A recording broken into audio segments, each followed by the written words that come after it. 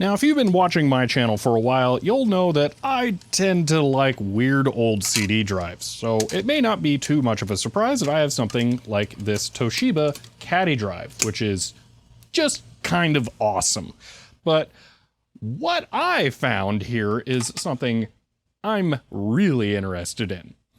This is a Torisan CDR-C3G, and I picked this up at Goodwill just a few days ago, and if you think I did good there, man, someone else in 2004 did even better. This is one of those times where you find something at Goodwill and you're like, oh, well, you don't see that all the time, a CD drive, and yeah, it's got, you know, analog and digital audio connectors.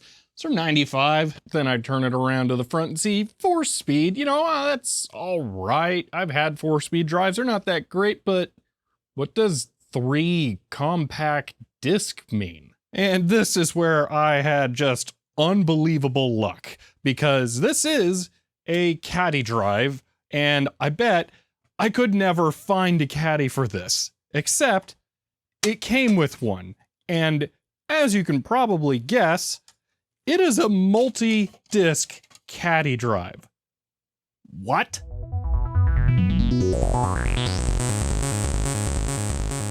So yeah, regular CD Caddy? Pfft, who cares about that when you could have 3 of them in there? So yeah, today we're gonna be trying this out and see how it works with my test bench, because that thing is just super cool. And yeah, IDE makes it really easy. Now, this is not the first time I have tried an IDE CD changer before, but this is the first one I've ever seen that takes a Caddy, although this isn't the largest Caddy CD drive for PCs I own, although this is the largest one that is internal, which is just super cool. But since I have the test bench now, and I have cables that'll reach outside, after we know that it works, we might try opening it and seeing if we can watch the mechanism. But first, let's just go ahead and get it connected. This is definitely one of those times where I'm really happy I built the test bench, because that's just so much easier to set up there. All right, we are booted with it connected. So let's just go to my computer and 4 optical drives. So there is one right here in the test bench that is connected to the other SCSI bus. So that one's showing up, but the other 3 here have got to be that thing. So that's kind of awesome. By default, out of the box, I've not looked for drivers yet. This must support doing like LUNs. I guess you can do LUNs on an IDE, but that is hilarious. It's been a while since I did the video about the NEC optical changer, so I don't quite remember how that one worked, and I don't know where it is once I've moved. So I'm gonna have to find that again at some point, but that is hilarious. So next we need to load the Caddy up with discs here. So let's go ahead and do that. Thankfully, it has directions on the label, and it says that you need to put the discs label side down. So the laser must be on the top. So that's good to know. So all right, put in the top a copy of KidPix here. So just slide that in like that. Oh, I love old weird CD stuff so much. Next, I want to put Sonic 3D Blast in there. All right. And then last, we'll put a copy of Earthworm Jim.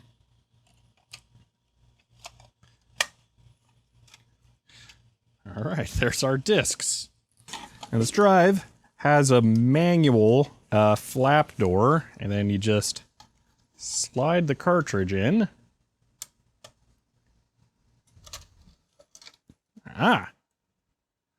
So if it works like other disc changers I've seen, we have a green LED there. It's probably going to check if there is a disc in every drive, so that'll be good. I just noticed there are interesting things going on here. This has multimedia playback controls. This might work as like a standalone CD player. It's changing drives a bunch here. So what I think is going on is Windows was trying to rescan stuff. So let's go ahead and just do a refresh here. And it's probably gonna have to go through every single drive one at a time. Yeah. High latency on disk changes. As the drive is switching disks, it is moving the whole caddy up and down. So I'm guessing the laser is probably somewhere in the middle of the drive. So there it's accessing the top disk, which is the last one. So then if it wants to get back to the first drive, it's gonna, or first tray, it's gonna have to lift the whole thing up. There we go. Oh, that's great. This might actually be slower than the NEC changing. Okay, sound is now connected. Yep. So we should be able to launch something like Earthworm Jim here and have it play with sound. This game has CD audio for the music, so this should theoretically work. Why not 256 color mode? Earthworm Jim cannot detect CD audio tracks. Oh, that's right. I think Earthworm Jim is really dumb. It might be trying to use that drive. All right. Let's try Sonic 3D Blast, because that also has CD audio. Oh, that's still so weird to not have to change discs. And, oh, is that not actually gonna work? Is CD audio not functioning? Oh. Wow, that's very weird. Okay, huh. Okay, I figured that was gonna work. CD-ROM should be going through. Well, find out if this works. See if we can play CD audio directly. Oh, it's gonna scan every disc. Alright, so will it play whatever drive E is? I don't remember which that is. But let's see if it will just play. Start track 2. Go. Play. Well, that's functioning, I think. Let's go with F for Sonic. Track 2. It's gonna have to change.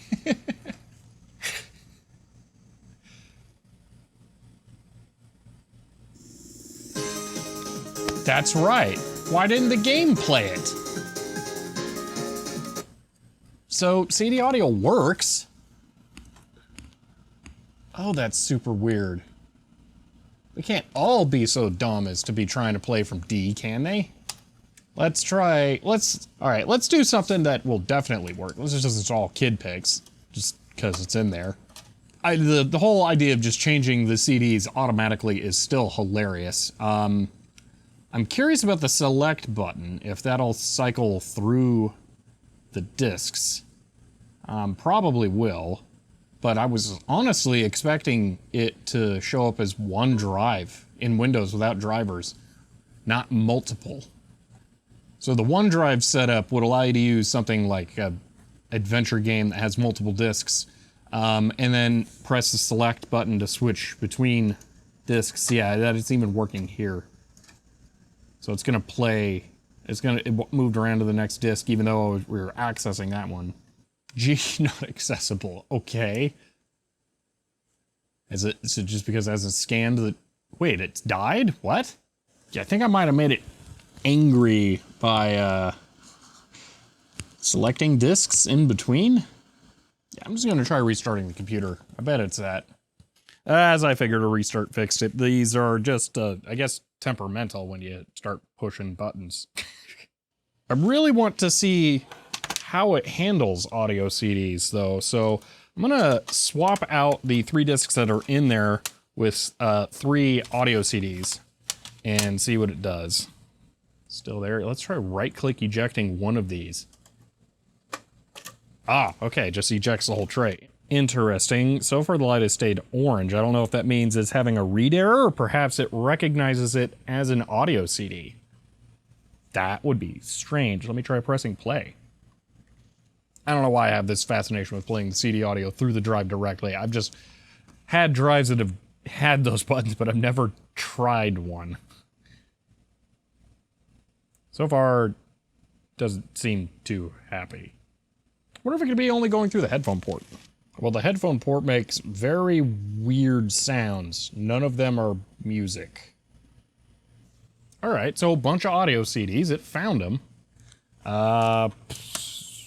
The middle one I can actually play. So let's work on that. Or try that out. This might be weird. It's not a data disk.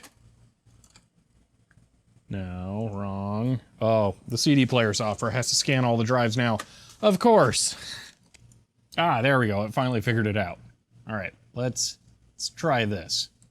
This is a disc of samples for industrial music.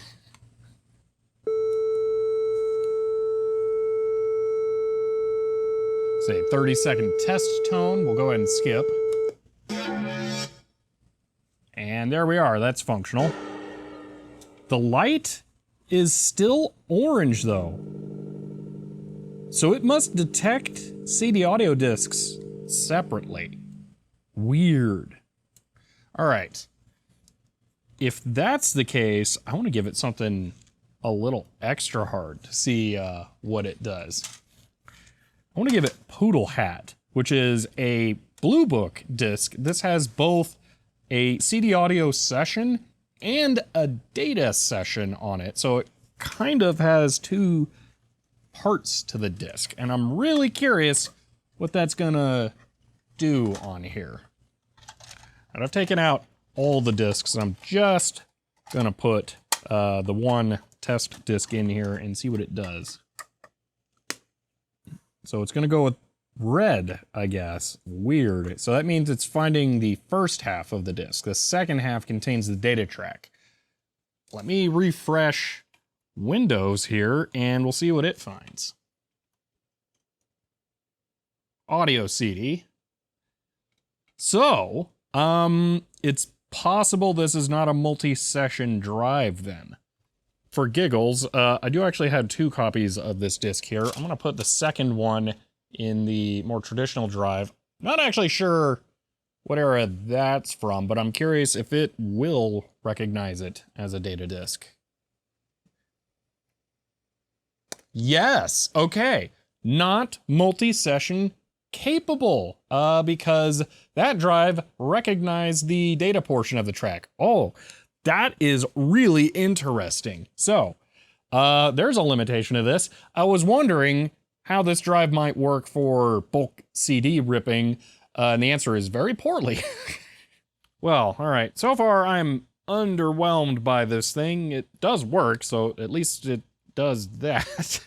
But no multi-session disc, which is important for more reasons than just weird audio CDs. If you try to use this with a data CDR that's been burnt multiple times, that won't work either, so that's worth knowing. But yeah, that and then CD audio seems kind of spotty. I'm not really sure what was going on with Sonic 3D Blast. Earthworm Jim, I do know, gets a little touchy about CD audio, so maybe it's just the drive paths being hard-coded or something, but I'm not too sure, so that's a thing. I don't know about the buttons on the front. That's a little weird. But there's still one other thing we can try. Taking the top off and seeing it in action, which should be pretty cool. I feel like this is going to be a bit more robust than the NEC drive would have been if I'd opened it. I did not open that one because I really didn't want to risk it breaking. So, yeah. Oh, is that, that is fancy. It has rubber isolation mounts for the internal drive mechanism to the chassis. Okay, that's pretty good. So I like that. How complicated is that going to make it for disassembly, though? Well, we have 2 really tiny screws that look like they just hold the top on, so I'll try removing those and see what happens. All right, what does that get me? Not a whole lot yet.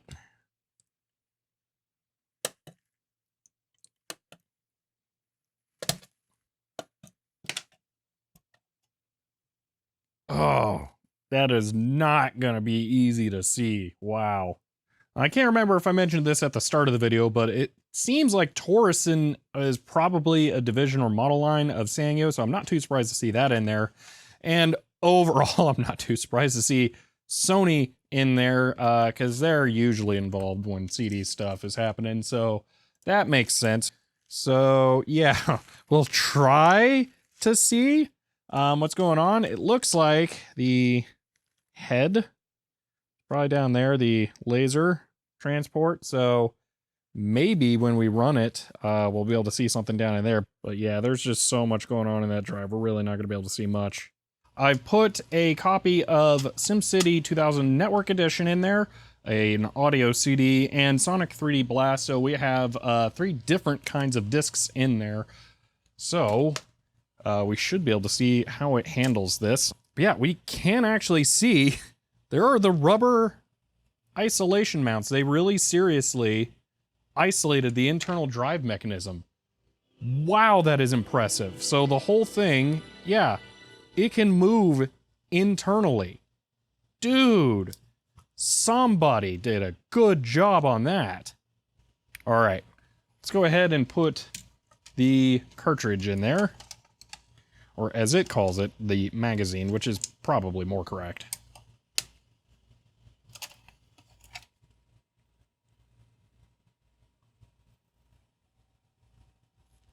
Well, that's that then. I'm going to hit F5 in Windows 98 here, so it'll scan all the disks, and we'll see how it works with switching between them.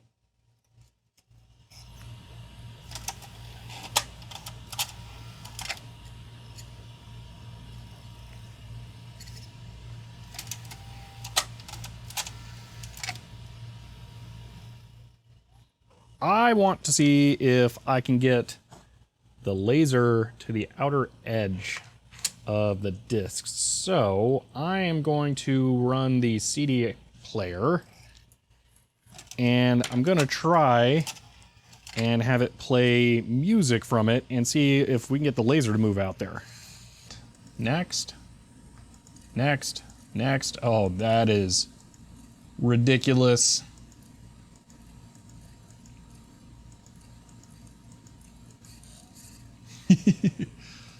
All right, now I'm going to hit play. And yep, we're on track 2. Go out of track. One more. Oh, yeah. This isn't what I was expecting to see in this drive, but I don't think I've ever just been able to see and control a CD laser like this directly, so this is just kind of cool by itself. One thing that's really weird and unexpected about this is that I wouldn't have thought about seeing where the aluminum layer is spin coated onto the disc. You can see how wobbly it is there. That's not the disc spinning, and you can see the actual ring where the data is stamped into it is fine. It's the aluminum coating is very inconsistent. That must be what causes the wobbling, because I mean, just look at how much the disc itself actually physically wobbles too because of that. That is wild.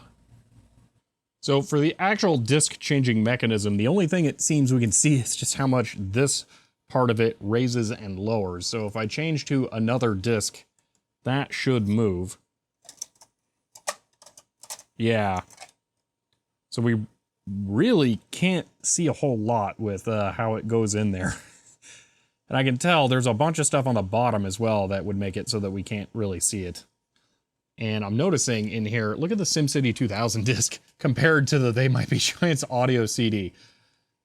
That is so much tighter on the aluminum layer and the wobble. That is a much higher quality disc. That's weird. What's Sonic 3D Blast look like?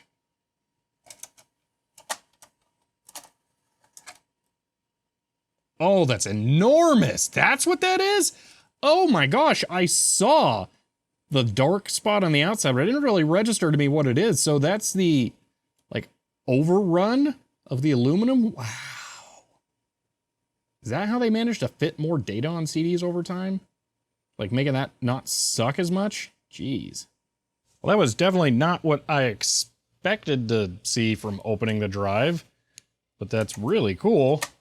Yeah, it's really not a whole lot you can see with this thing, but I still like it more after this, being able to see what you can. Wow, that's kind of cool.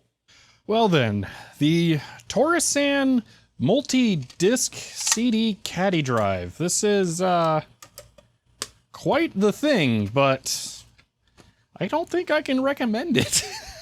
I mean, it works, but yeah, it's very slow and doesn't support all the CD features. It's really interesting to have an opportunity to check it out, and I'm really happy to add it to my ever-growing collection of super weird CD drives that I am apparently destined to just keep bringing more examples into, and I'm all here for it because I really enjoy being able to experience these weird little nightmares.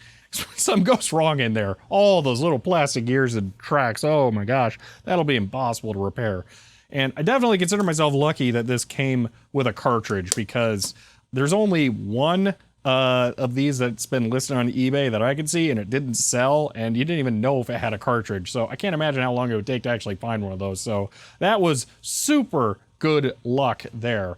But yeah, that is the Torisan CDR-C3G, probably by Sanyo. And I hope you guys enjoyed this one. If you did, do go back and check out my video on the IDE CD changer made by NEC. In that one, I did some other examples, like installing Half-Life 2 from it without needing to change discs, because that had 4 CDs, and that title worked with that. That's part of why I didn't mess around with like multi-CD stuff too much. I've already done that here. This was more about just finding out this drive and kind of saving this week to have a video, because I didn't have one, because I accidentally fried a motherboard.